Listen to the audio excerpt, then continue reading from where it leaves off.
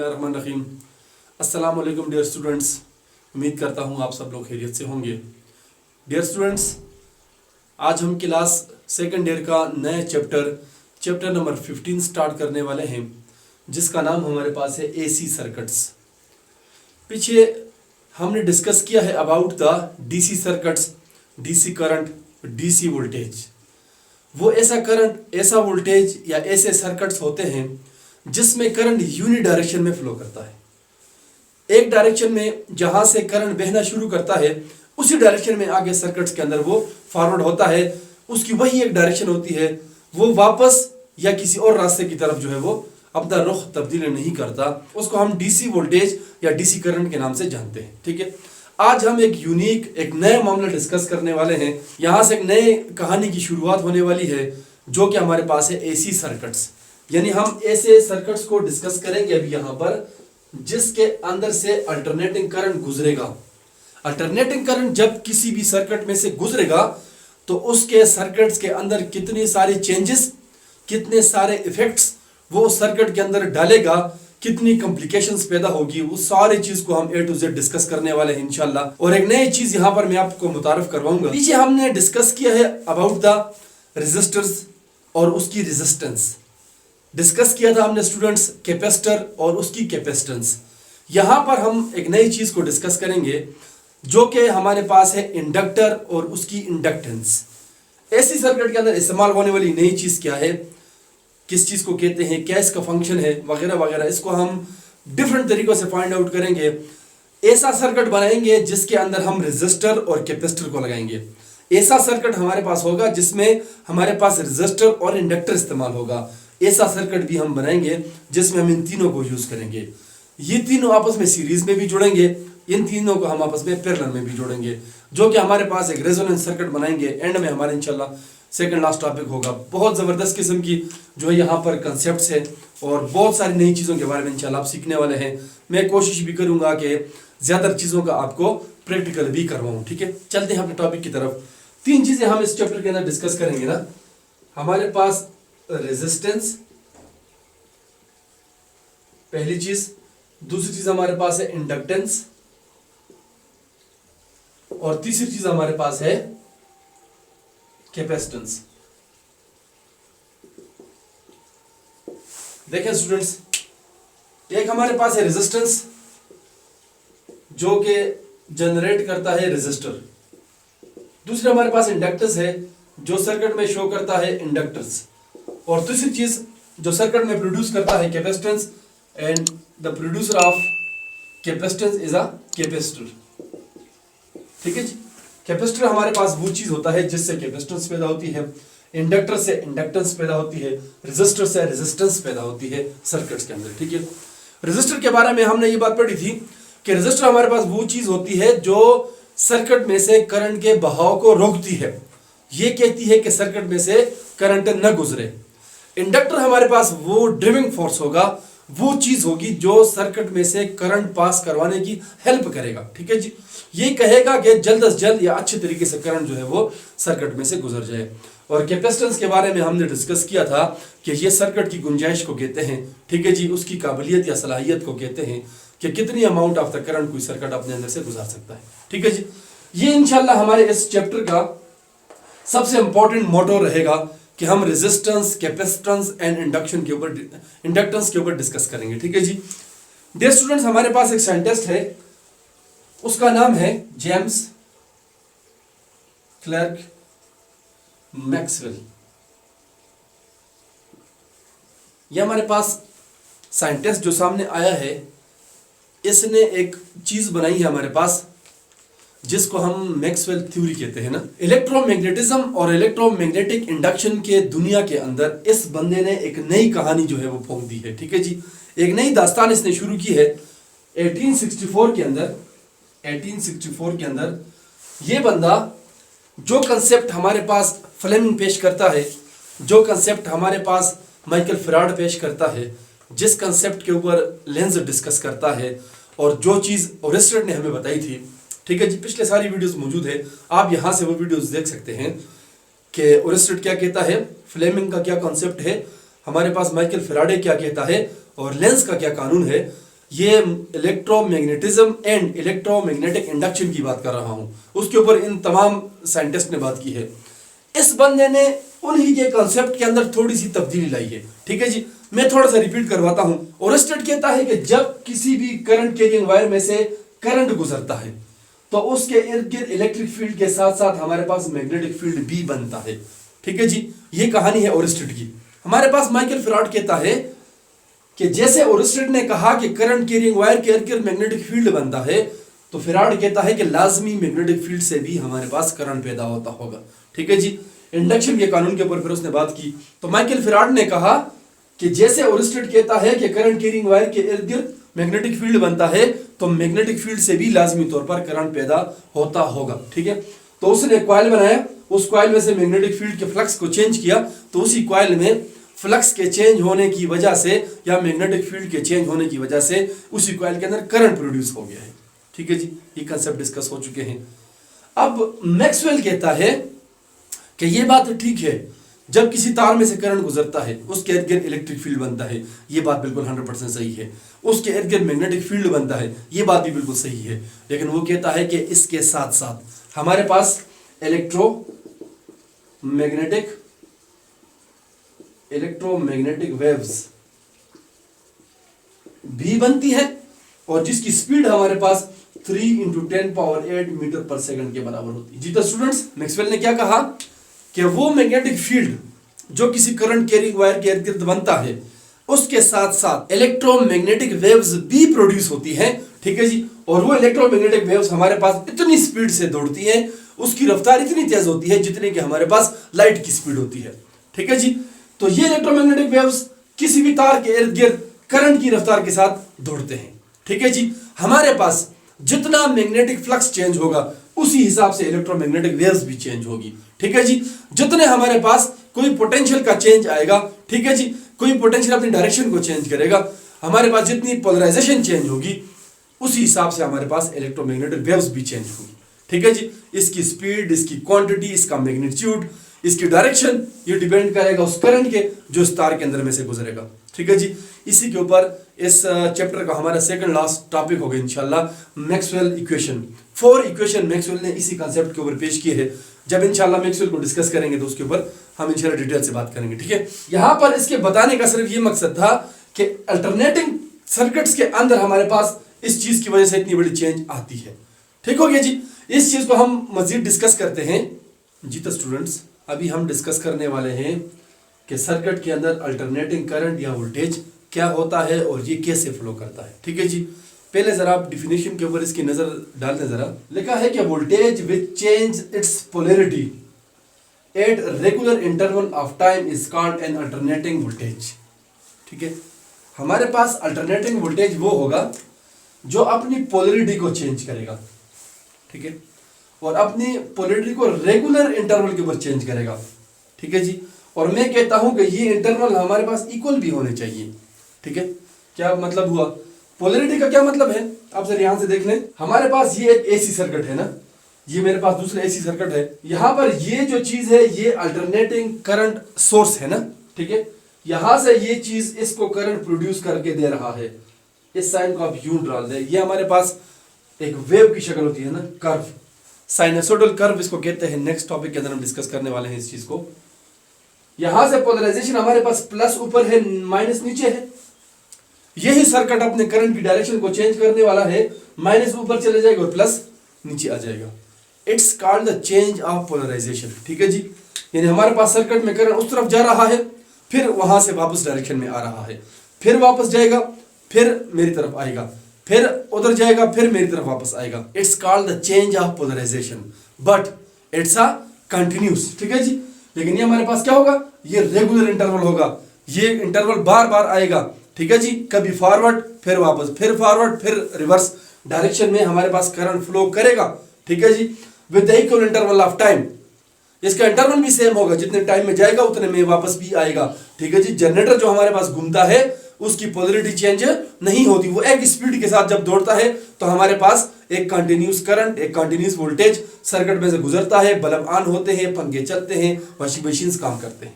ठीक हो गया जी, हमारे पास अल्टरनेटिंग वोल्टेज क्या हुआ? ये ऐसी चीज है हमारे पास जो सर्किट के अंदर अपनी पोलराइजेशन को चेंज करती है, ठीक है जी, जो कभी फॉरवर्ड डायरेक्शन में फ्लो करती है, कभी बैकवर्ड डायरेक्शन में फ्लो करती है, और वोल्टेज के साथ साथ करंट भी अपनी डायरेक्शन को चेंज करता है, तो उसी करंट को हम अल्टरनेटिंग करंट भी कहते हैं। वो करंट जो वोल्टेज के साथ साथ अपनी डायरेक्शन को, अपनी पोलराइजेशन को चेंज करे, तो उस करंट को हम अल्टरनेटिंग करंट कहते हैं, जो वोल्टेज के साथ साथ अपनी डायरेक्शन को चेंज करता है।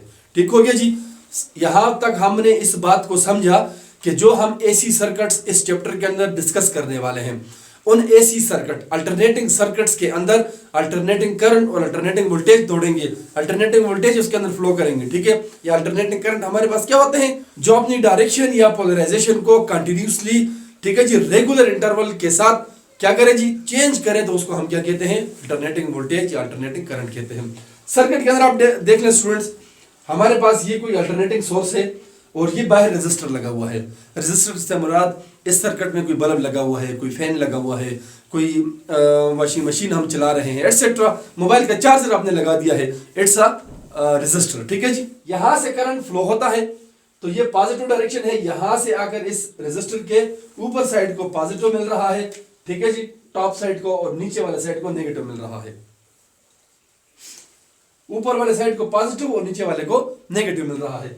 ये हमारे पास करंट के बहने की डायरेक्शन है। देख रहे हैं आप, कुछ लम्हे बाद, कुछ इंटरवल बाद इसकी डायरेक्शन चेंज हो जाती है, ऊपर माइनस चला जाता है, नीचे प्लस आ जाता है। आप देख रहे हैं यही करंट वापस दौड़ रहा है इसी सर्किट में, पहले यहां से फ्लो कर रहा था, अब यहां से फ्लो कर रहा है, करंट की डायरेक्शन यहां से चेंज हो गई है।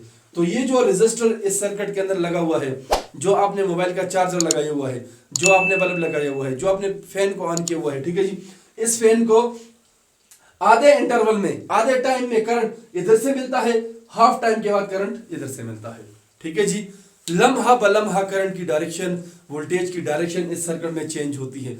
कभी सर्किट यूं घूम के करंट को प्रोवाइड करता है, कभी उल्टी डायरेक्शन में फ्लो करके आगे अप्लायंसेस को, रेजिस्टेंस को, जो हम सर्किट में यूज करते हैं, उसको करंट प्रोवाइड करता है, ठीक है जी। इसकी डायरेक्शन लम्हा बलम्हा, इंटरवल टू इंटरवल चेंज होता रहता है, इसीलिए इसको हम एसी वोल्टेज कहते हैं, एसी करंट कहते हैं। और इसके पैदा करने वाली चीज जो है वो हमारे पास एसी जनरेटर होता है, जिसके ऊपर हम डिस्कस कर चुके हैं, ठीक है जी। एसी जनरेटर एसी करंट को प्रोड्यूस करता है, डीसी जनरेटर डीसी करंट को प्रोड्यूस करता है। अगर एसी करंट सर्किट में दौड़ रहा है तो उसका वोल्टेज भी एसी वोल्टेज होगा, अगर डीसी करंट सर्किट में बह रहा है तो उसका वोल्टेज भी हमारे पास डीसी ही होगा, ठीक है। तो हमारे पास ऐसा वोल्टेज जो रेगुलर इंटरवल ऑफ टाइम के बाद अपनी क्या करें, पोलराइजेशन को चेंज करें। पोलराइजेशन के चेंज को आप समझ गए होंगे, ठीक है जी।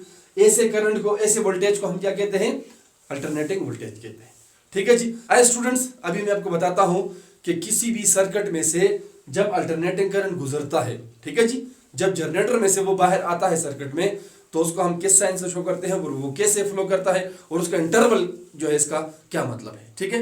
ये हमारे पास है sinusoidal alternating voltage and current, ठीक है जी। ये मेरे पास वोल्टेज है, ये मेरे पास करंट है, ठीक है। जितनी कहानी यहाँ पर डिस्कस हो रही है या सामने आपको बोर्ड पर नजर आ रहा है, ये वोल्टेज के बारे में है।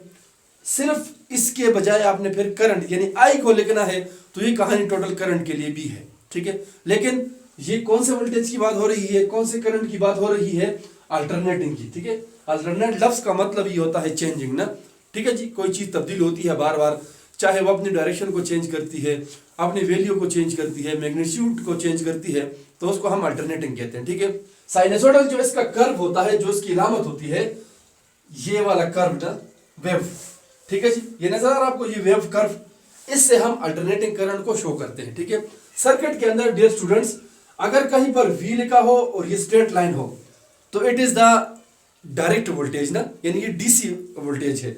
और अगर हमारे पास V के नीचे ये साइन आप देखें, ये वाला कर्व, तो it is sinusoidal curve and it shows the alternating voltage.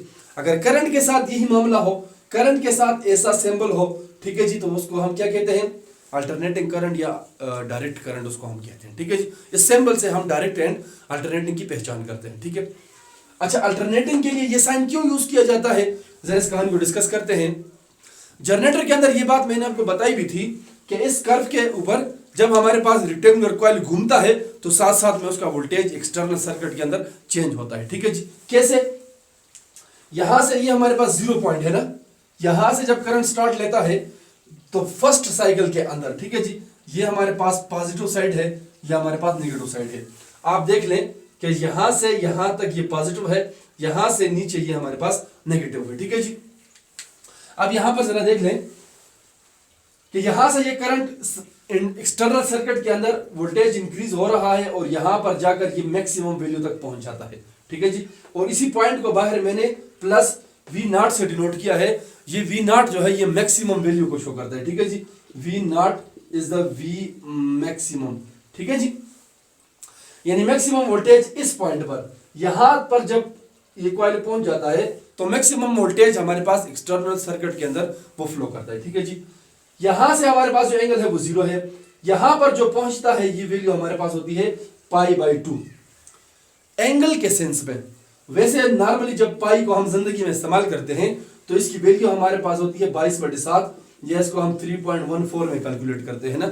लेकिन जब हम इसको एंगल में लेते हैं, ये बात याद रखें, सेकंड ईयर की सारी मैथ्स के अंदर ये बात मौजूद है कि थीटा के तौर पर या एंगल के तौर पर जब पाई को हम यूज करेंगे तो पाई की वैल्यू हमारे पास बराबर होती है 180 डिग्री के। ये बात अपने पास याद रखें, ठीक है। π/2 का यहां पर मतलब क्या हुआ कि 90 डिग्री, ठीक है जी। ये 0 डिग्री है और यहां पर एंगल हमारे पास कितना है 90 डिग्री, ठीक है। Positive voltage will be maximum at the 90 degree, that's the π/2, ठीक है। यहां से जब आगे ये फॉरवर्ड होगा तो जितना ये कॉइल आगे मूव करेगा तो इसका वोल्टेज डाउन होना शुरू हो जाएगा, ठीक है जी। और ये डाउन होते होते यहां पर इस पॉइंट के ऊपर जिसको हमने पाई का नाम दिया हुआ है, और ये 180 डिग्री के ऊपर आकर अगेन क्या हो जाएगा, वोल्टेज हमारे पास 0 हो जाएगा एक्सटर्नल सर्किट के ऊपर। पहले जहां से स्टार्ट लेगा वहां पर भी 0 होगा वोल्टेज। जब मैक्सिमम 90 डिग्री पर पहुंचेगा कॉइल तो वहां पर भी करंट हमारे पास सर्किट में मैक्सिमम हो जाएगा। जब उससे आगे फॉरवर्ड होगा तो ये डिक्रीज होते होते आखिरकार फिर जब पाई तक पहुंचेगा तो अगेन वोल्टेज एक्सटर्नल सर्किट के अंदर 0 हो जाएगा, ठीक है जी। यानी अभी जो मैंने यहां पर पहला डायग्राम बनाया था ना, ये उसकी कहानी है। यानी एक डायरेक्शन में करंट ने जो है वो फ्लो करना शुरू कर दिया और करंट सारा फ्लो होकर वापस आ गया, ठीक है जी। अब जब कॉइल यहां से नीचे की तरफ मूव करना शुरू करेगा, जब दूसरा टर्न मुकम्मल करेगा तो यहां पर ये मैक्सिमम की तरफ बढ़ रहा है, ठीक है, लेकिन कौन सा, नेगेटिव मैक्सिमम, ठीक है जी। अगर पहले करंट इस तरफ फ्लो कर रहा था तो अब करंट वापस फ्लो कर रहा है। अब आप बात को समझ गए हैं, ठीक है। तो यहां से हमारे पास नेगेटिव डायरेक्शन की तरफ बढ़ते बढ़ते यहां पर आकर ये फिर मैक्सिमम हो जाता है, लेकिन with the negative sign. It's a negative maximum voltage, ठीक है जी। And that's the point is 3π/2। और ये अगर आप नापेंगे एंगल में इसको निकालेंगे तो ये हमारे पास 270 डिग्री बनता है ना। यानी 3π/2, 3 × 180 जो पाई की वैल्यू है /2, आप इसको काटेंगे तो ये 90 रह जाएगा, 300 270। तो यहां पर जो एंगल बनता है हमारे पास ये 270 है, ये हमारे पास 90 है और ये हमारे पास 180 डिग्री है, ठीक हो गया। हमारे पास दो ऐसे पॉइंट हमने देखे कि एक 90 और एक हमारे पास 270 जिसके ऊपर हमें वोल्टेज मैक्सिमम मिल रहा है, ठीक है जी। और इसी को आप साइन के अंदर एंटर करेंगे तो आपके पास फिर भी वैल्यू मैक्सिमम ही निकलेगी, ठीक है। और अगेन जब यहां से ये मूव करते हुए यहां तक पहुंचेगा तो ये डिक्रीज होते होते यहां पर आकर 2π के ऊपर अगेन इसकी वैल्यू क्या हो जाएगी, 0 हो जाएगी, ठीक है। यानी हमारे पास 0 डिग्री, हमारे पास 180 डिग्री एंड हमारे पास 360 डिग्री, ये कॉइल की वो पोजीशन होगी। ये एसी जनरेटर के अंदर कॉइल की वो पोजीशन है जहां पर वोल्टेज आउटसाइड सर्किट के अंदर जो है वो हमारे पास 0 वोल्ट होता है। किसी किस्म का वोल्टेज सर्किट में फ्लो नहीं करता इस टाइम, 2π, π एंड 0, ठीक है जी। इसके अलावा हमारे पास जब 90 डिग्री एंगल आता है, ठीक है जी, और जब हमारे पास डिग्री पहुंचता है 270 के ऊपर तो मैक्सिमम वोल्टेज जो है वो सर्किट में फ्लो करता है, लेकिन अपोजिट डायरेक्शन में, ठीक है। ये हमारे पास पॉजिटिव की मैक्सिमम डायरेक्शन है और ये हमारे पास नेगेटिव की मैक्सिमम डायरेक्शन है। इसी चीज को अल्टरनेटिंग वोल्टेज कहते हैं, ठीक है। कभी पॉजिटिव की तरफ जाता है फिर नेगेटिव की तरफ आता है, फिर पॉजिटिव फिर नेगेटिव, ये सर्कल चलता रहता है मुसलसल कंटिन्यूसली जितना जनरेटर घूमता है, ठीक है। और हमारे घरों के अंदर जो बिजली हम इस्तेमाल करते हैं, मैंने पहले भी आपको बात बताई है कि जो 220 वोल्ट होता है और 20 एम्पेयर का करंट, ये 50 हर्ट्ज इसकी फ्रीक्वेंसी होती है। बहुत तफसील से हमारी इसके ऊपर इंशाल्लाह नेक्स्ट बात होगी भी कि 50 टाइम्स किसी सर्किट के अंदर हमारे पास ये चक्कर जो है ना, ये 1 सेकंड के अंदर जनरेटर 50 दफा लेता है, 50 दफा उसका कॉइल जो है वो सर्किट में से घूमता है, ठीक है। 50 टाइम्स इसकी फ्रीक्वेंसी होती है। ये बल्ब ऑन और ऑफ 50 टाइम्स होता है 1 सेकंड के अंदर, और ये इतना क्विक होता है कि इसको हम आइडेंटिफाई नहीं कर सकते, हमारी आंखें इसको डिटेक्ट नहीं कर सकती, इसलिए हम जब भी बल्ब को देखते हैं वो ऑन ही रहता है। ठीक है, it's alternating voltage. And generator के टॉपिक के अंदर हमने इसकी एक डेरिवेशन पढ़ा था कि V equal to V not sine of omega T. ठीक है जी, और ये V नॉट जो है हमारे पास ये है maximum value of the voltage. ठीक है जी, चाहे प्लस के लिए हो या माइनस के लिए हो, आप इधर प्लस भी लगा सकते हैं, माइनस भी लगा सकते हैं। ठीक है जी, ये इक्वेशन हम इस्तेमाल करेंगे बहुत ज्यादा, इसका मजीद इस्तेमाल भी है, आप इसको जहन में रखेंगे। सिमिलरली अगर हमारे पास इस इक्वेशन को मैं करंट के लिए लिखूंगा तो हमारे पास आएगा I is equal to I not sine of omega T. ठीक है जी, ये करंट के लिए भी यूज होगा, ये वोल्टेज के लिए भी यूज होगा। ठीक है, और अगर यहां से आप करंट को नापना चाहें तो आप करंट को लगा देंगे I maximum and it is a negative I maximum. ठीक है जी, सेम कहानी मैंने आपको कहा कि ये वोल्टेज के लिए भी यूज होती है और यही कहानी हम करंट के लिए भी इस्तेमाल करते हैं। ठीक है जी, करंट का भी यही चक्कर है, वोल्टेज का भी हमारे पास यही चक्कर है। ठीक है जी, ये हमारे पास जो साइनसोइडल का कर्व हम इस्तेमाल करते हैं, ठीक है, यानी एसी करंट को हम इस साइन से डिनोट करते हैं ना। तो क्यों डिनोट करते हैं आप समझ गए होंगे कि ये जो मुकम्मल कंप्लीट वेव है ये डिनोट करता है अल्टरनेटिंग वोल्टेज या अल्टरनेटिंग करंट को। ठीक है जी, यानी यहां से यहां तक जब आप इसको काटेंगे, ठीक है जी, तो ये यहां से लेकर एक कंप्लीट चक्कर यहां तक लगाता है तो इसका एक साइकिल कंप्लीट हो जाता है, दोबारा इसी साइकिल पे आता है, दोबारा यानी इससे आगे जब फॉरवर्ड होता है तो यही कर्व फिर आता है, यही कर्व फिर इस तरह से ये कंटिन्यूसली आगे फॉरवर्ड होता रहता है, लेकिन इसी कर्व की रिपीटेशन होती है बार बार। ठीक है, यही कर्व दोबारा आता है, दोबारा एसी करंट एसी वोल्टेज को इसी साइन के साथ डिनोट करना शुरू कर दिया है। ठीक है, डीसी करंट यूनि डायरेक्शन में फ्लो होता है इसीलिए उसको हम स्ट्रेट लाइन से डिनोट करते हैं, जब अपनी डायरेक्शन को बार बार चेंज करता है इसीलिए हमने इसको साइनसोइडल कर्व या वेव से डिनोट करना शुरू कर दिया है। ठीक है जी, नेक्स्ट हमारे पास इंशाल्लाह इसके अंदर एक बहुत ज्यादा टर्मिनोलॉजीज यूज होती हैं, ठीक है जी, डिफरेंट किस्म की, वो आगे हमारे काम आएगी, वो एक एक करके इंशाल्लाह हम डिस्कस करेंगे कि इसका क्या मतलब होता है, साइन क्या होता है इसका। ठीक है जी, और सर्किट के अंदर जब ये नाम आएगा तो हमारे जहन में उसका क्या कंसेप्ट होगा कि किस चीज के ऊपर बात हो रही है। ठीक है जी, इंशाल्लाह नेक्स्ट टॉपिक के अंदर हम उसके ऊपर डिस्कस करेंगे some important terminologies of the AC circuits. ठीक है जी, आगे आहिस्ता आहिस्ता फिर हम इस सर्किट को बनाएंगे वगैरह सारी कहानियां इंशाल्लाह चलती रहेगी। ठीक है, उम्मीद है आप समझ गए होंगे। कोई सवाल हो जहन में कमेंट बॉक्स में जरूर पूछिएगा, मुझे अपने दुआ में याद रखें। Thank you and Allah Hafiz.